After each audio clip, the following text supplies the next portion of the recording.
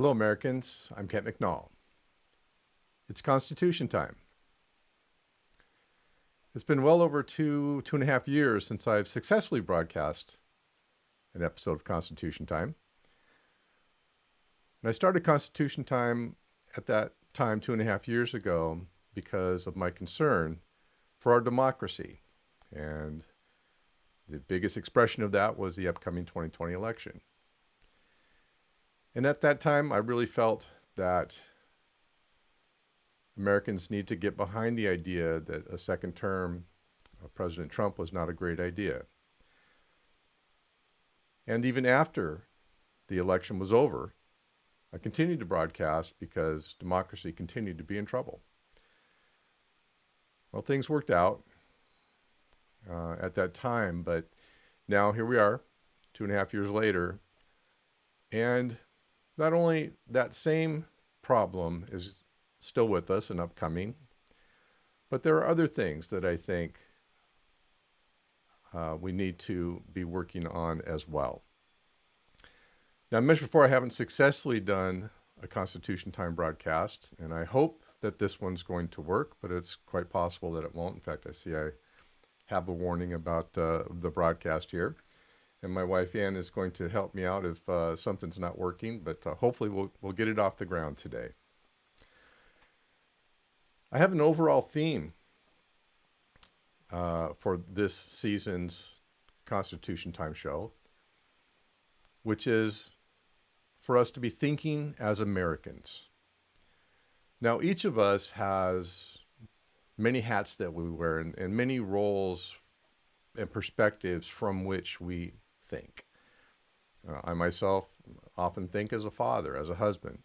I used to think as a businessman before I retired. People who are religious think with their religious hat on. It's time for us to really think as Americans, and especially not to think just as Democrats or Republicans, as partisans, but as Americans. Because we have real problems that we all have a tremendous interest in solving. And those problems are everything from our $36 trillion debt to the many, many social problems that we'd all like to fix, and really even to the problems of our democracy and of our government.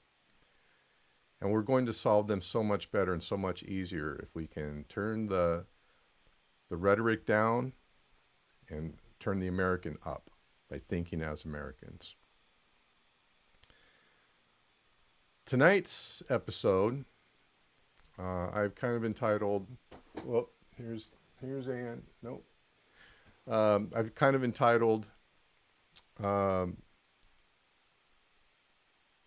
it's time for a democracy reset.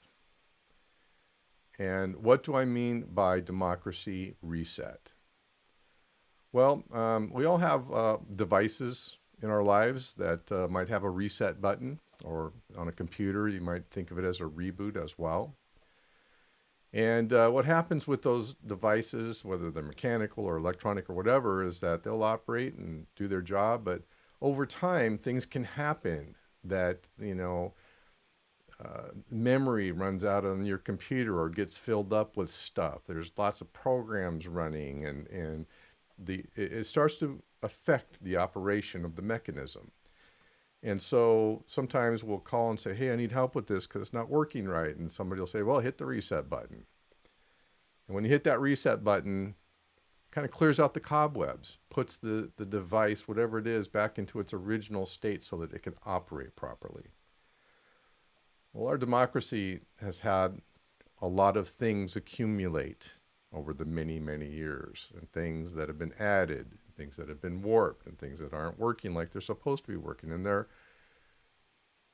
making the democracy not work like it's supposed to work. So that's what I mean by a democratic reset. Give me 1 second. I am going to check to make sure that the broadcast is working properly. I'll be right back with you.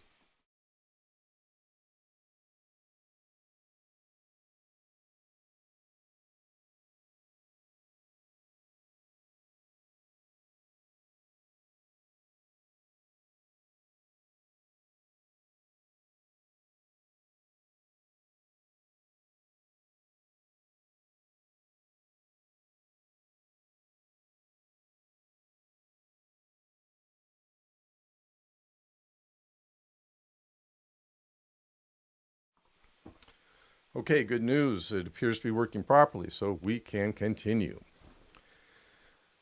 So, um, I'll be talking about this democratic reset that I have in mind. And that um, takes on a couple of faces. One is some changes that I think that we need to make. And another is some changes in our own approach that I think we need to make as well. So let's talk about this democratic reset a little bit.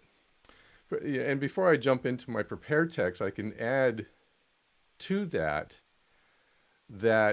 we had a little dose of it to this very, very day, which is the day that Kevin McCarthy has lost his job as the Speaker of the House of the United States of America. And some of the problems that I think we're experiencing are why he lost his job. Because he, as you'll recall, it took 15 ballots for him to become Speaker. And the only way that he became Speaker is he basically sold his soul to a very, very small, extreme component of his caucus and gave them the power to vacate the Speaker seat anytime they wanted to, with just one person calling the vote. And he no longer has a job. And, it just compounds the chaos, which seems to be overwhelming some aspects of our government. And I think have really raised the temperature of all of us Americans. So we had a little dose of that today. And so it kind of plays right into some of the things that I'll talk about here. So why is a democracy reset needed? Well, I think that there have, over the past few years, with the Trump administration and other things, there have been weaknesses that have been exposed in our Constitution and our constitutional form of government. In my opinion, some of those weaknesses have come after long, hard study of our Constitution, probably by people that don't really wish democracy well, both, foreign and domestic forces. And it's been surprising that after our almost 250 plus years that these things have come to light. But a couple of very simple examples. One that I think about a lot is the Electoral College monkey business that almost took place in the 2020 election denial, where they tried to hijack the Electoral College votes from certain states, from key states, to try to overturn the election. That's a crack, I think. The president's and the ongoing conversations about the president's ability to pardon himself. Can you imagine what our founders would have thought of that idea? The very idea of that, because that is almost the definition of a king, right? That's what our founders were trying to get away from, was having a king in charge. But they didn't write it into the Constitution. They didn't specifically say, when they said that these pardon powers existed, they did not say that the president could not pardon himself. It didn't occur to them, I think, that they would need to say that. But that very idea is a huge crack if it were to be implemented and exploited in our Constitution. So those are a couple of examples of that. There are weaknesses in the three branches of government that have really, I think, come to light over the last few presidencies, and some of the things that have happened. And again, one of them, came to light very, very clearly today as a speaker was removed, is the seat vacated for the first time in our history. There hasn't even been a vote to do so in over 110 years. So in the presidency, I already talked about the self-pardon idea that was out there. In the current race, it's being openly discussed how the the powers of the president would be unilaterally extended if one of the candidates gets into power, making that much more towards a dictatorship than a presidency. Um, the use and attempted use of executive orders to circumvent the power of the purse in Congress. Now, some of these things, of course, have been beaten back once they go through enough litigation. Things that have been put through as executive orders have not been able to go through because the courts found that they couldn't do that. But that certainly is one of the things that we've seen. One of the things that stands out to me is, we've had things happen that needed to be investigated, that in fact there was a huge outcry when they weren't investigated. But when investigations take place from the Justice Department, then it becomes weaponization of the Justice Department. It's like if I called my town's police department and said, "Hey, I've got a burglar," am I weaponizing the police department? No, I'm reporting a crime, and the crime is going to be investigated. But that's called weaponization now. So these are some of the things that have happened on the executive side. In the Senate side and in the Congress as well, one of the things that I see that has become really interferes with the normal operations of our government is the creation of rules within these bodies. So the creation of rules within the Senate, for example, that actually allow the Senate to interfere with the normal operation of government. This is what allowed Mitch McConnell to hold up Merrick Garland's consideration to the Supreme Court for an entire year, so that the Democrats would not be able to put that justice in place, which is what kicked off the real imbalance that we now have in the Supreme Court, which I think is not good for the country. It's not just, I don't just think that because I'm a Democrat. I think it's not good for the country to have such a big imbalance. We've seen some real problems because of it. Another thing is that we're seeing right now is the ability of one senator to hold up hundreds of military promotions and necessary military appointments, literally weakening our military and our country's defenses. One senator, because of a ridiculous rule that the Senate has put in place, a rule with no common sense. They'll now, if they can't get the senator to do the right thing, they'll now spend hundreds or thousands of hours of Senate time trying to get these positions ratified. These are the consequence of the Senate's own rules, and in my opinion, none of the bodies should be able to make up their own rules that interfere with the smooth operations of government, but they do so all the time. The supermajority requirement in the Senate, 60 votes needed to do many things, to override rules, to pass certain types of legislation, can only be done with 60 votes.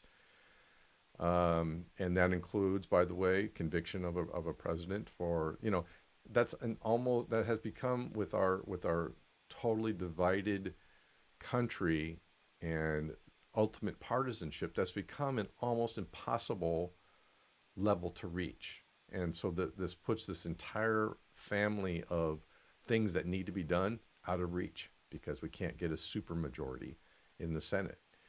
And I think these are some of the kinds of things that really need to be protected against because they are interfering with our ability to accomplish what needs to be accomplished. We have so many things that need to be accomplished. In the Congress, again,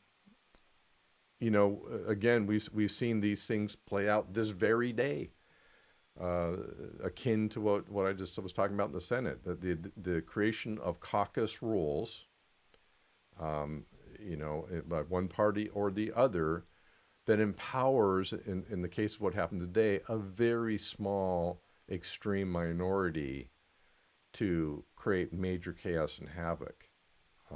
within the body, prevent things from being done, impact the reputation of our country, and impact our financial standing for no reason more than they just could do it. So they did it. You know, let this be a lesson to us. We should not have Matt Gaetz ever in position to have his button on the nuclear switch, because you know what? The people like this, if they have power, they're going to use it. And that is a real mistake that Kevin McCarthy made in that particular case. The ability of the majority through the committees to bring in people, even high-ranking people from the other bodies of government. I don't know if you happened to watch what happened to Merrick Garland a couple of weeks ago when they brought him in and just put him through hell. This is a long-standing public servant, well-respected in the legal community, in every community,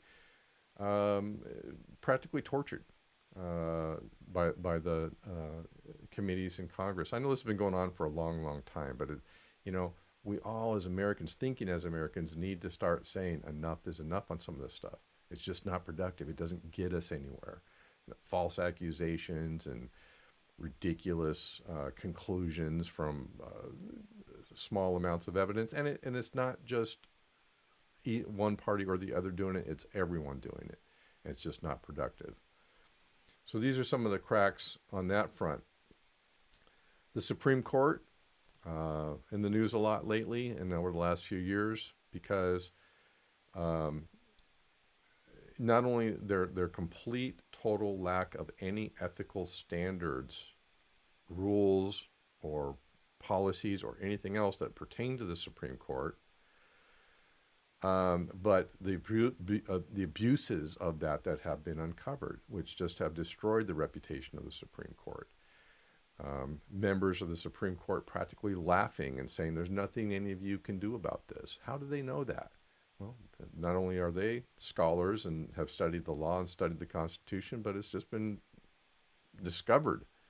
uncovered, that there's no rules that apply to the Supreme Court. That needs to change. Absolutely needs to change. And another thing is that the court is failing to represent what the majority of the country wants and believes should be the law. And they're doing that in favor of essentially religious views. And that's not supposed to be in our government. That is not supposed to be in our government. We're supposed to protect religion itself, the right to practice religion. We are not supposed to implement religious views of any particular religion in our laws. And that has been a huge, huge change that's happened after many, many, many years of protection of important rights important to women. And that's absolutely going in the wrong direction. And we need to reset on some of that stuff. So those are some of the reasons that I think we need a bit of a democratic reset, and we need to all be involved in a democratic reset.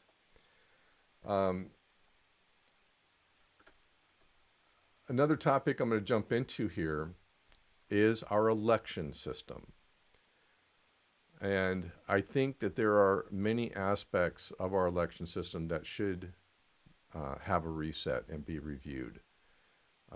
Because we obviously saw how close we came to a real, true corruption of our election system. And I'm thankful, so thankful, that our legal system held up to the challenges that were made to the 2020 election, and that investigation after investigation turned up, no, there was no irregularity in the elections, or, at least it was nothing credible. And the system stood up to what happened in 2020. But that doesn't mean that we shouldn't potentially rethink aspects of our election system. And some aspects are actively being rethought. The alternate forms of vote counting and that type of thing are out there and are being used in New York City and other large democratic bodies. But in our election system, corporate money freely flows into the elections, into candidates, and creates, that, and we all know that Citizens United is what really put this in place, whatever Justice Alito might think. And, corporations are people too, and all that kind of thing. And the bottom line is there's now unlimited money going into elections for one purpose and one purpose alone, so that those corporations can have their will enacted, not the will of the people. And so this is probably the most significant problem that we have. Our elected representatives, I'm sorry to say it, are largely bought and paid for and beholden to the people that gave them this money, whatever the desired outcome of those people are. And as time goes on and as they are in office longer and longer, those bonds become more significant and drive their actions more and more. Now, am I saying that every single congressperson, senator is corrupt? Maybe, but certainly a really, really large amount of them are. And, we've been talking about term limits. We need term limits. That's the biggest solution, but we'll talk about a couple other things as well. Special interests, lobbyists just have no place near our elected officials.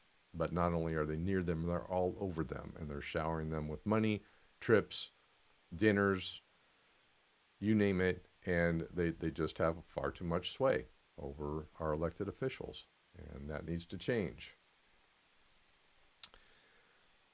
Career politicians gather massive power and influence, and they're very, very unwilling to give that up.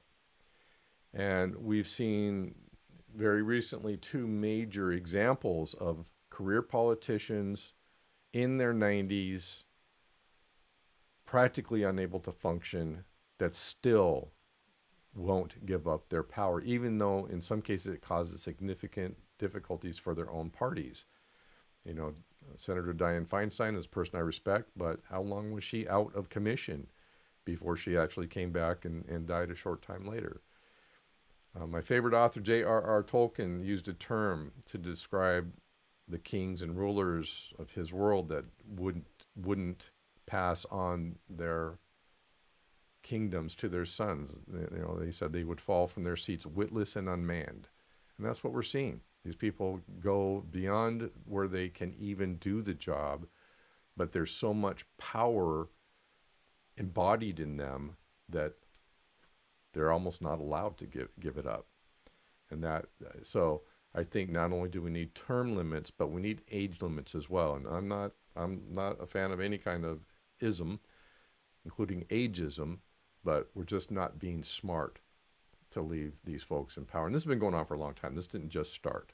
I can't remember how old Strom Thurmond was by the time they finally got him out, but this is a real problem because the young people of our country have no way to relate to a 90-year-old representative. So there are a lot of really huge differences in our world today from the world that existed when our representative form of government was created. The population of the United States in 1789, which is when the Constitution was ratified by the 13 original colonies, and then Vermont a year later, the population was 3.9 million people. And with the number of representatives that was ratified, each representative represented 60,000 people. And that meant that people had a real chance to actually know their representative, or at least know their family, know their reputation, know who they were. How many of you? I can only speak for myself. I have met representatives of the in Congress. I've never met my representative. Have you? I mean, we barely know who these people are, and most of what we know is only by advertising, which is paid for by corporations and special interest groups and PACs and all that kind of thing. So the idea that we, one man, one vote to elect our representatives, uh, just doesn't mean the same thing that it did when our country was founded. And I think we should be open to other possible types of representation, certainly term limits. But I don't think you have to be a genius to be in Congress. I really don't. And I don't necessarily think it's even a good thing for us to have only lawyers in Congress. I think that regular people can do that job. And I'm going to put out there a system that would allow people to volunteer to be a congressperson for a limited time. But what that limit should be, I don't know. You want it to be productive, obviously. I also think people should be educated for a year before they go to Congress. I think when people are voted into Congress, they get like a week or something like that. Don't quote me on that. In fact, don't quote me on anything. But I think that there's a very small amount of time that they get to actually learn how to be a congressperson. And I've seen Congress people get quizzed on different aspects of running the government and different congressional rules and that kind of thing. They don't know what the heck they're doing. So it probably takes many, many years for the average congressperson to know what's going on there.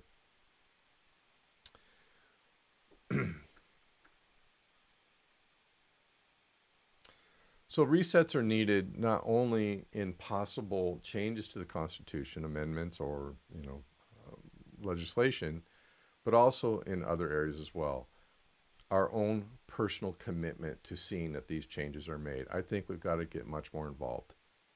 And we've got to get involved in ways that we won't be allowed to get involved if we only are involved in things we can vote on. I think we've got to get really involved in this. I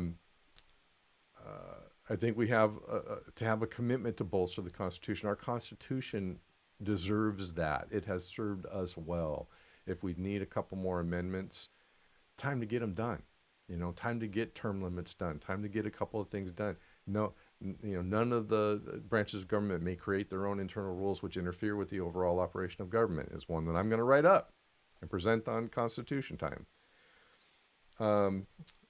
We need to bolster it with amendments, with changes in our election laws, and with potentially some reforms to the way we do elections. I think we've got to be open to that. There's lots and lots of ways to do elections, and the traditional way we've done it has got some cracks and got some holes in it. All right, I know I've covered a lot of material here this evening. These things that I'm saying are going to be the subject of their own episodes of Constitution Time, so I hopefully we'll get some participation in that. Have absolutely no idea if anybody's even here this evening. It's quite possible nobody is. But this recording will be available, and we'll get that out there for you. And we will see you very, very soon on another episode of Constitution Time.